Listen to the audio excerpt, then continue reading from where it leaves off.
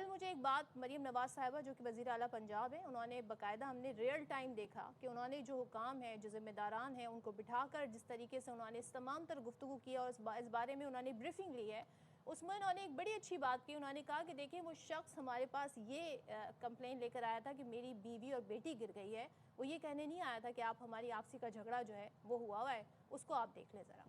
तो ये तमाम तर सूरत हाल है। लेकिन कल हमने जब ये देखा कि जो ब्यूरोक्रेसी जिसे हम कहते हैं, जिनके ज़िम्मे तमाम तर काम होते हैं, वो क्या करती है। पुलिस ने झूठ बोलने का इल्ज़ाम लगाया। रेस्क्यू ऑपरेशन अगर ये जारी रहता तो हो सकता है दोनों की ज़िंदगियां बच जाती। इंतज़ामिया ने गफलत और ढिटाई की इंतहा कर दी। पहले माँ बेटी खुले मेन हॉल्स में गिरी, उसको फेक करार दिया गया।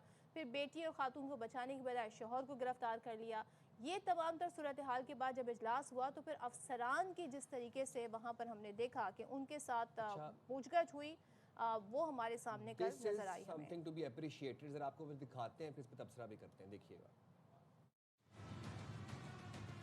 मैन होल खुला रह गया है, किसी को परवाह नहीं है। वहाँ एसी साहब ये फरमा रहे हैं कि वो कभी वहाँ पर गए ही नहीं, उन्होंने देखा ही नहीं वहाँ पे क्या हो। आप फिर किस चीज़ के असिस्टेंट कमिश्नर ने, जरा मुझे इस बात का जवाब।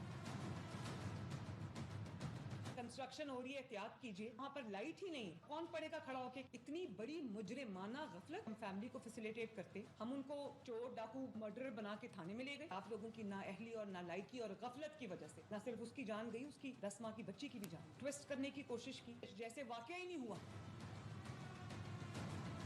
ये जो उस्मान यासीन है और ये जो सेफ्टी इंचार्ज है अनियाल, अहमद नवाज प्रोजेक्ट मैनेजर, असगर सिंधु है, जाहिद हुसैन जो प्रोजेक्ट डायरेक्टर टीपा है, इन चारों को अरेस्ट करना पड़ेगा।